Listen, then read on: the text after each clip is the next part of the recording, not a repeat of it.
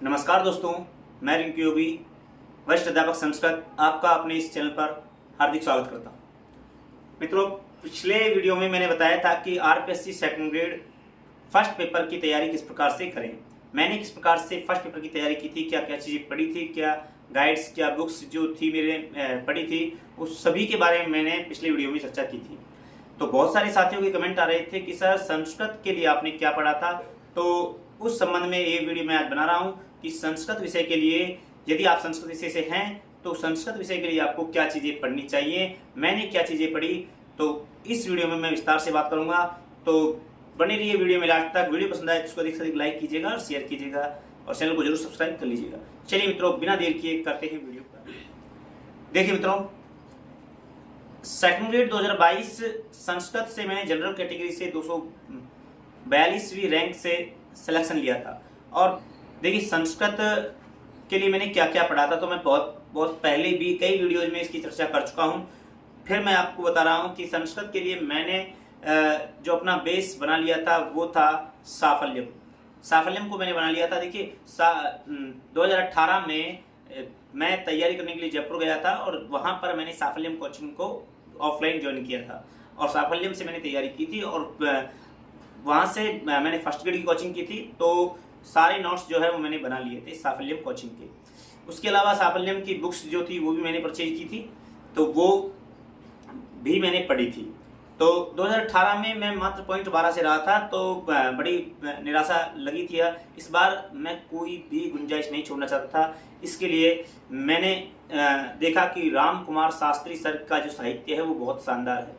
ठीक है, तो राम कुमार शास्त्री सर का जो साहित्य है उसके लिए बुक्स आ रही थी, उनकी हस्तलिखित नोट्स, जिनके ऊपर मैंने वीडियो भी बनाकर डाला है अपने चैनल पर। तो हस्तलिखित नोट्स जो हैं राम कुमार शास्त्री के साहित्य वाले, वो मैंने लिए और उस बुक्स को बार बार पढ़ा, उसको अंडरलाइन किया, हाईलाइट किया और बार बार उसको मैंने पढ़ा। ठीक है, तो साहित्य मैंने वहाँ से तैयार किया और व्याकरण के लिए मैंने साफल्यम जो मेरे नोट्स थे, जो मैंने कोचिंग की थी, तो वो नोट्स मैंने बार बार व्याकरण के लिए पढ़े थे। वैसे व्याकरण पहले से मेरी काफ़ी अच्छी थी क्योंकि मैं ऑफलाइन कोचिंग करके आया हुआ था। तो लोकेश सर का बहुत बहुत धन्यवाद देना चाहूँगा कि बहुत शानदार व्याकरण पढ़ाते हैं और जिससे मेरी संस्कृत व्याकरण काफ़ी स्ट्रांग हुई थी। तो दो चीज़ें विशेष तौर पर पढ़ी। इसके अलावा मैंने प्रैक्टिस के लिए साफल्यम की जो ए और बी सीरीज लॉन्च की थी उस समय, जो केवल कोचिंग में ही मिलती थी, तो वहाँ से मैं लेकर आया था। तो ए सीरीज और बी सीरीज ये दो साफल्यम की थी, उन दोनों को लेकर आया। उनको बार बार मैंने प्रैक्टिस की क्योंकि ऑब्जेक्टिव टाइप के बहुत सारे क्वेश्चन थे उसमें, तो वो मैंने उनको मैं बार बार पढ़ता रहा। तो सब्जेक्ट के लिए मैं ज़्यादा कुछ खास नहीं किया, बस मैंने एक चीज़ पकड़ ली थी कि साफल्यम को मैंने बार बार पढ़ा, साफल्यम की बुक्स को, साफल्यम के नोट्सों को बार बार पढ़ा और व्याकरण जो है वो काफ़ी स्ट्रॉन्ग कर ली थी। वैसे तो व्याकरण में काफ़ी समय से स्कूल में पढ़ा रहा हूँ, तो व्याकरण मेरा शानदार है ही, तो इसमें कोई वो नहीं था। लेकिन साहित्य के लिए मैंने विशेष तौर पर राम कुमार शास्त्री सर के जो हस्तलिखित नोट्स की बुक्स आती थी वो मैंने पढ़ी और वो काफ़ी अच्छी साबित हुई क्योंकि काफ़ी डीपली चीज़ें उसमें थी। अब आपके लिए क्या है, देखिए, यदि आप संस्कृत विषय से तैयारी कर रहे हैं तो आपको सबसे पहले अपने व्याकरण पर स्ट्रांग पकड़ करनी होगी। आपकी ग्रामर अगर अच्छी है तो समझ लीजिए कि आप संस्कृत में एक अच्छी लीड कर पाओगे, एक अच्छा स्कोर कर पाओगे। ठीक है, तो मैं यही कहना चाहूँगा कि एक बार आप केवल बुक्स नहीं, एक बार साफल्यम में ऑनलाइन या ऑफलाइन किसी भी माध्यम से आप कोचिंग लें। ठीक है, और उसके नोट्स बनाएं, वो आपके लिए काफ़ी शानदार सिद्ध होंगे। साहित्य की बात है तो साहित्य लोकेश सर भी बहुत अच्छा पढ़ाते हैं और राम कुमार शास्त्री सर भी बहुत अच्छा साहित्य पढ़ाते हैं। जो भी आपको अच्छा लगे वहाँ से आप साहित्य देख सकते हैं। ठीक है, क्योंकि साहित्य याद करने वाली चीज़ें, समझने वाली इतनी नहीं जितनी उसको याद करने वाली चीज़ें हैं। जीके टाइप के क्वेश्चन वहाँ से होते हैं। ठीक है, तो इस चीज़ का आप ध्यान रखें।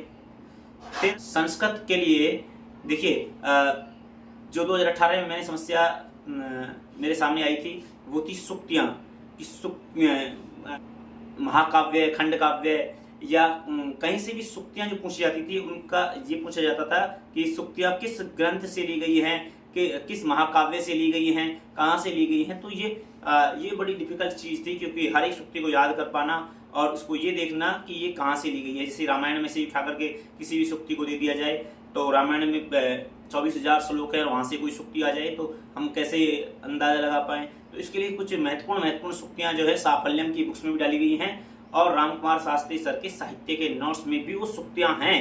और रामकुमार शास्त्री सर के साहित्य नोट्स की खास विशेषता ये है कि उन सूक्तियों का हिंदी अनुवाद सहित तो दिया हुआ है। और हिंदी अनुवाद से फायदा ये होता है कि हमने सूक्ति अगर हिंदी में उनका अर्थ याद कर लिया तो हम उसको कोई तरह से कोरिलेट कर सकते हैं, ठीक है, कि कोई सूक्ति को हम पढ़ा और पढ़ने के बाद हम उसको सीधा उस काव्य के साथ संबंध जोड़ करके अपने दिमाग में फिट बैठा सकते हैं कि ये इस प्रकार उस प्रसंग में बोली गई होगी।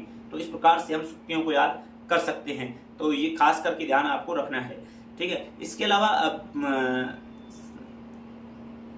वहां पर जो टीचिंग मेथड आता है, सेकंड पेपर में जो टीचिंग मेथड आता है उसके लिए भी साफल्यम जो है बेस्ट है और आपको कुछ पढ़ने की जरूरत नहीं है। साफल्यम की जो गाइड है उसी में टीचिंग मेथड दिया हुआ है पीछे। आप नई जो हर बार जो नई गाइड लॉन्च हुई है उसी को आप लें और वहाँ से जो मेथड दिया हुआ है उसको पढ़ें। वहाँ से बाहर कुछ नहीं जाता है, कुछ समझने वाली चीज़ होती है टीचिंग मेथड में। और बाकी मैं समझता हूँ कि टीचिंग मेथड में 20 में से 20 नंबर आसानी से लिए जा सकते हैं और बहुत कम समय में पढ़कर आसानी से ये नंबर प्राप्त किए जा सकते हैं। तो टीचिंग मेथड बहुत आसान चीज़ है, ठीक है। और ये आपको तीनों ही जगह काम आएगा, खास करके सेकंड ग्रेड थर्ड ग्रेड में तो बहुत ज़्यादा काम आने वाली चीज़ें हैं। तो यहाँ से मैंने चीज़ें पढ़ी थी तो मैंने केवल और केवल साफल्यम को मैंने कहा कि ज़्यादा जगह अगर दिमाग लगाता तो निश्चित तौर पर एक भटकाव की स्थिति में होता, तो मैंने तो सिर्फ साफल्यम को चुना था।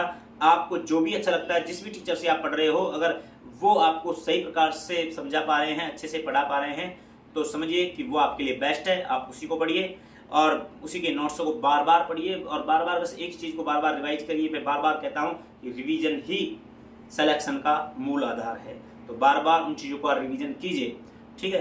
तो फिर भी आपका कोई अगर डाउट है तो हमें कमेंट करके बता सकते हैं। तो ये संस्कृत वाले अभ्यर्थियों के लिए था कि संस्कृत के लिए मैंने क्या पढ़ा था, तो मैंने आपको बता दिया है और आप अपने अकॉर्डिंग देख सकते हैं। लेकिन मैं आपको केवल और यही सजेस्ट करूंगा कि साफल्यम नंबर 1 पर और रामकुमार शास्त्री सर नंबर 2, ये 2 को लेकर मैं चला था। अब आप देख सकते हैं। तो इस वीडियो में इतना ही। यदि आपके कोई कमेंट हो तो हमें कमेंट करके बताइएगा। मिलते हैं नेक्स्ट वीडियो में, तब तक के लिए जय हिंद, जय भारत।